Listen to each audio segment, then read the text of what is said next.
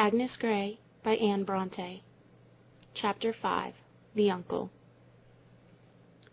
Besides the old lady, there was another relative of the family, whose visits were a great annoyance to me. This was Uncle Robson, Mrs. Bloomfield's brother, a tall, self-sufficient fellow, with dark hair and sallow complexion like his sister, a nose that seemed to disdain the earth, and little grey eyes, frequently half-closed, with a mixture of real stupidity and affected contempt of all surrounding objects. He was a thick-set, strongly built man, but he had found some means of compressing his waist into a remarkably small compass, and that, together with the unnatural stillness of his form, showed that the lofty-minded, manly Mr. Robson, the scorner of the female sex, was not above the foppery of stays. He seldom deigned to notice me, and when he did, it was with a certain supercilious insolence of tone and manner that convinced me he was no gentleman, though it was intended to have a contrary effect.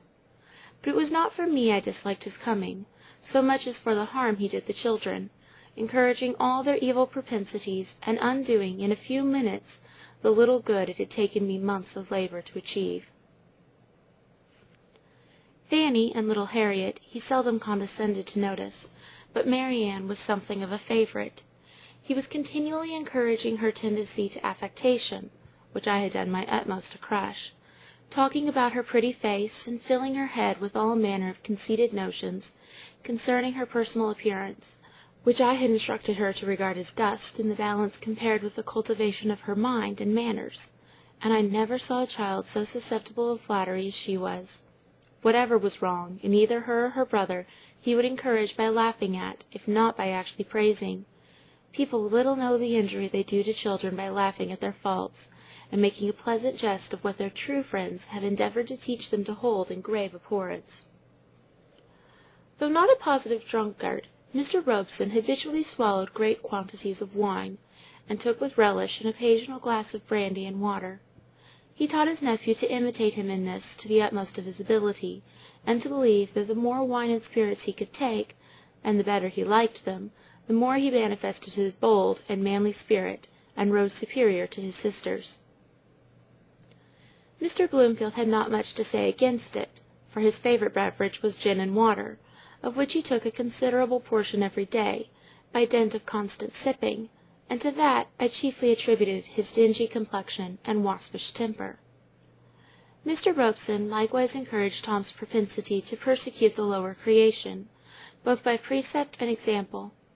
As he frequently came to course or shoot over his brother-in-law's grounds, he would bring his favourite dogs with him, and he treated them so brutally that, poor as I was, I would have given a sovereign any day to see one of them bite him, provided the animal could have done it with impunity.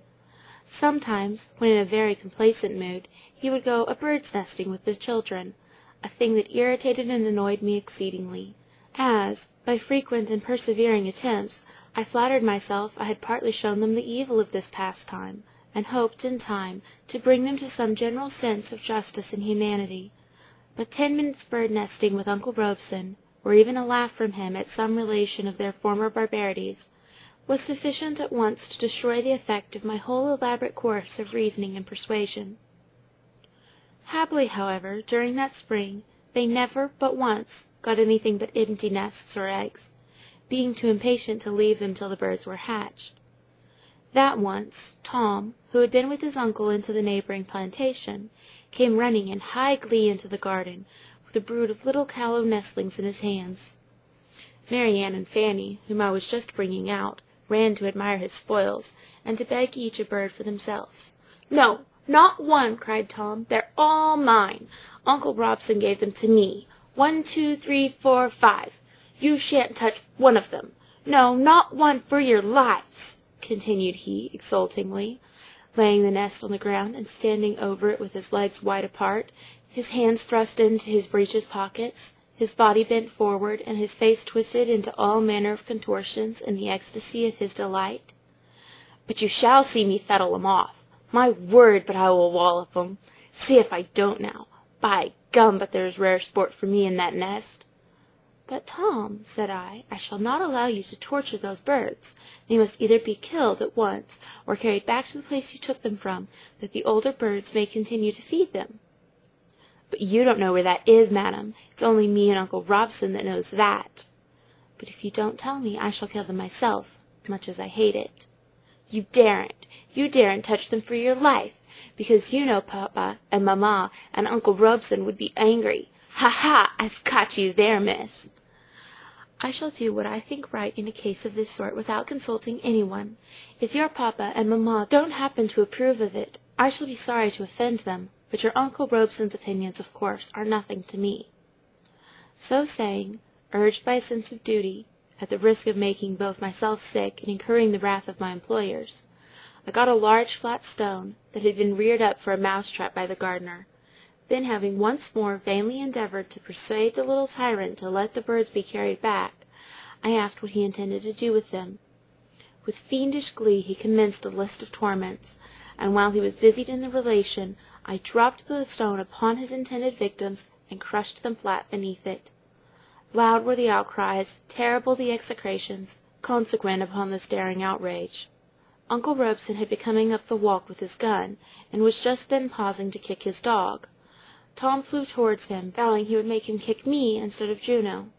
Mr. Robson leant upon his gun, and laughed excessively at the violence of his nephew's passion, and the bitter maledictions and opprobrious epithets he heaped upon me.